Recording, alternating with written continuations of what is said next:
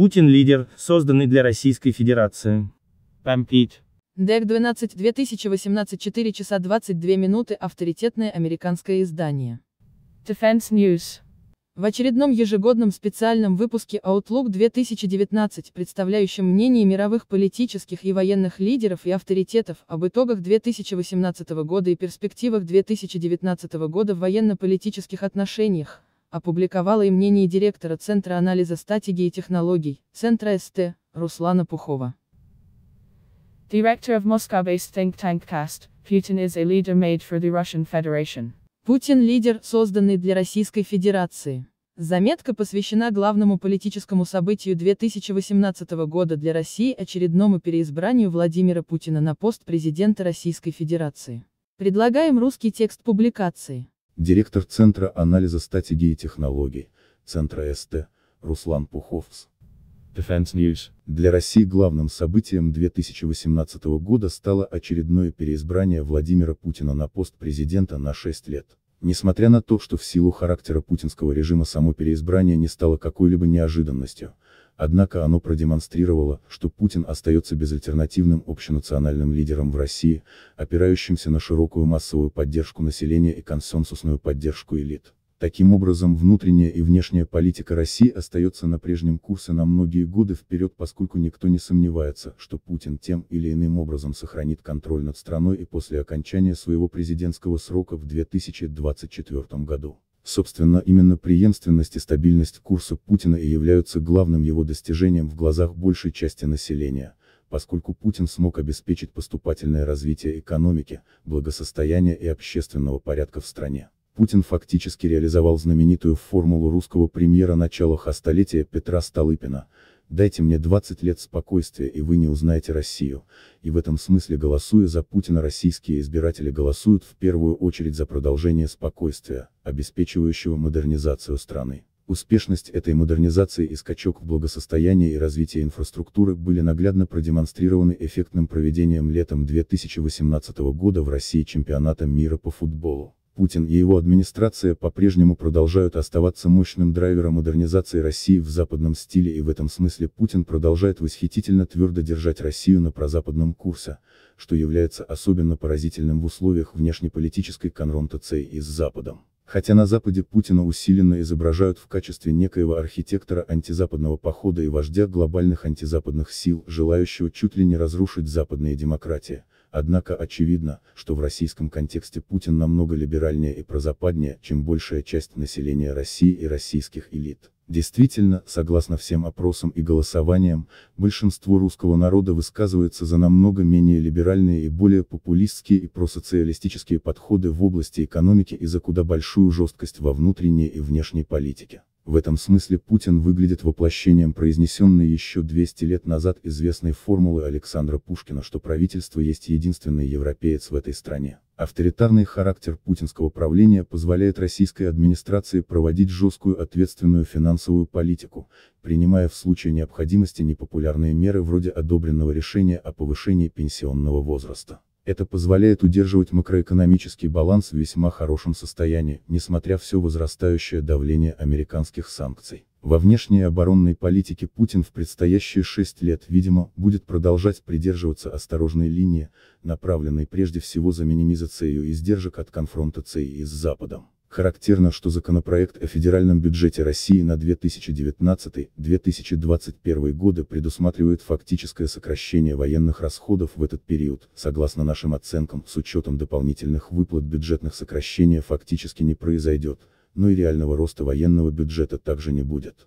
Россия продолжит сдержанное и консервативное военное развитие, ориентируясь на постепенную техническую модернизацию и прежде всего на продолжение формирования группировки сухопутных войск на границе с Украиной с целью расширения возможностей по вмешательству в ход украинского конфликта. При этом по-прежнему Москвой не будет производиться существенного наращивания сил на европейском, северо-западном направлении, несмотря на взаимную конфронтационную риторику НАТО и России и усиление военного присутствия США в Европе. Судя по одобренной Путиным в декабре 2017 года новой государственной программе вооружений на 2018-2027 годы, многие масштабные и наиболее дорогостоящие перспективные программы в области авиации и флота фактически переносятся на середину будущего десятилетия или за пределы 2027 года. В Сирии Путиным будет осуществляться политика попыток закрепления политическим и дипломатическим путем достигнутых в ходе русской интервенции военных успехов, хотя на пути этого будет стоять все более усиливающееся вовлечение США в Сирии.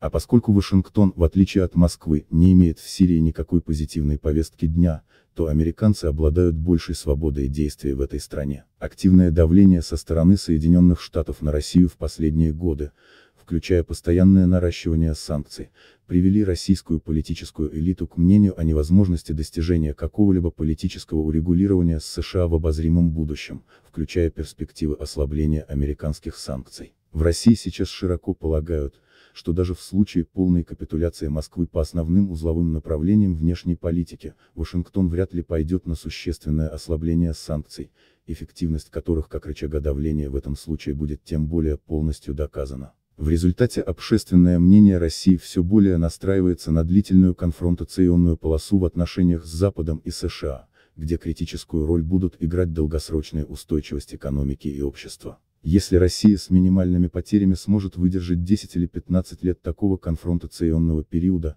то, как считается, постепенная усталость Запада от конфронтации при отсутствии значимых идеологических составляющих для нее, а также изменение соотношения сил в мире, в первую очередь ввиду нарастающего конфликта США и Китая, откроют для Москвы окно возможностей для урегулирования отношений с Западом при сохранении основных собственных позиций, таких как Крым и сохранение зоны влияния на территории бывшего СССР. И Владимир Путин выглядит в глазах русских идеальным лидером для этого периода конфронтации. Английский текст. Director of Moscow-based think tank CAST Putin is a leader made for the Russian Federation by Ruslan Puck of the main Russian event of 2018. Was President Vladimir Putin's re-election for another 6-year term. In view of the nature of the Putin regime, the re-election itself came as no surprise. But it has also demonstrated that there is still no alternative to Putin as the Russian national leader. The president continues to enjoy broad grassroots support and has the unanimous backing of the Russian elites.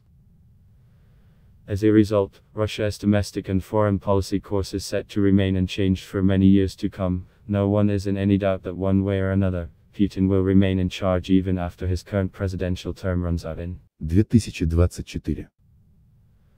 In fact, most Russians perceive the continuity and stability of Putin's course as his main achievement because he has been instrumental in the steady improvement of the Russian economy, prosperity and law and order.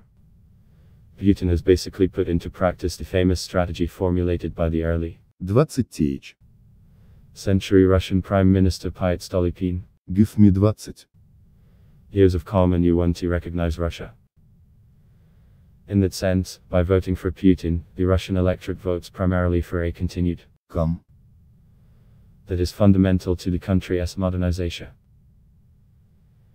The success of that modernization, the rapid growth in Russian prosperity and the impressive improvement in the Russian infrastructure were amply demonstrated by the success of the 2018 FIFA World Cup. Putin and his administration still remain a powerful engine of Russia's Western-style modernization.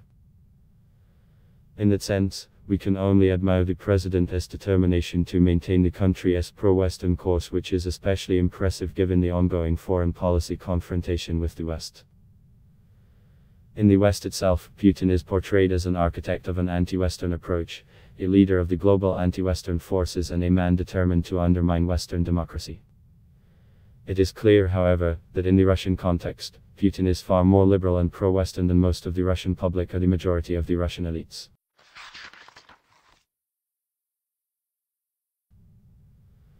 According to opinion surveys and election results, most Russians are far less liberal and far more populist, or socialist-minded, on economic issues than their president.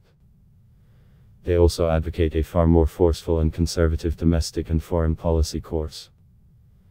In that sense, Putin embodies Alexander Pushkin's 200-year-old dictum that the government are the only Europeans in this country.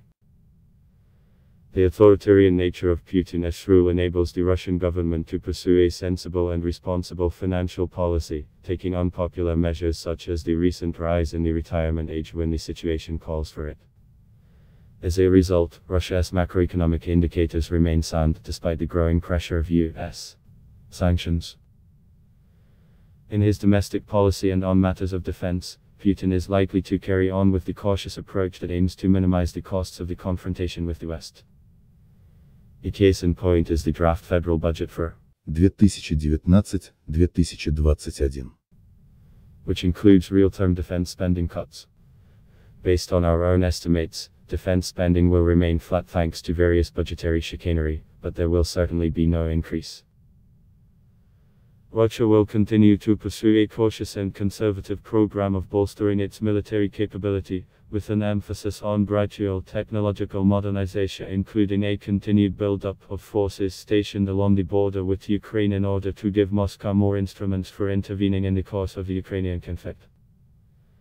At the same time, Moscow will desist from any tangible military build-up in the European, northwestern, theater, despite the mutually belligerent rhetoric by NATO and Russia, and the growing U.S.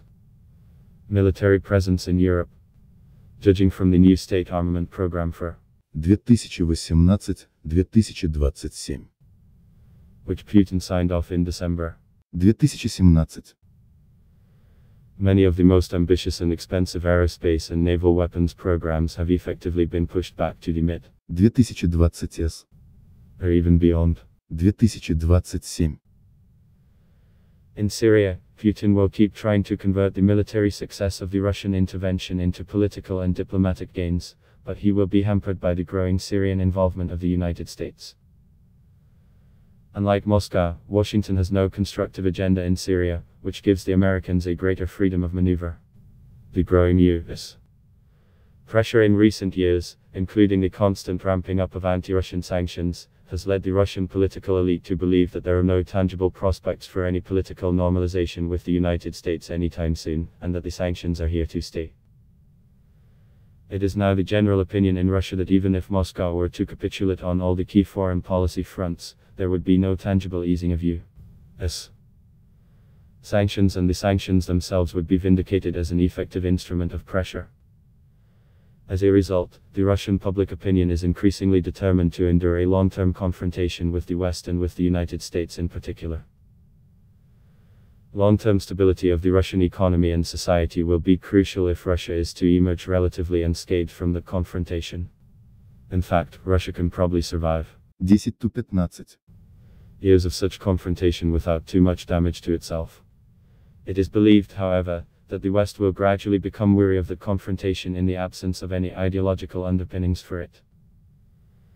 That Western weariness, as well as the changing global balance of power, reinforced by the growing Sino-US confrontation, will eventually open up a window of opportunity for Moscow to achieve a normalization with the West without relinquishing any of its key holdings, such as Crimea and the Russian sphere of influence in the former Soviet republics. In the eyes of the Russian people, Vladimir Putin is the ideal leader to steer their country during such a period of confrontation.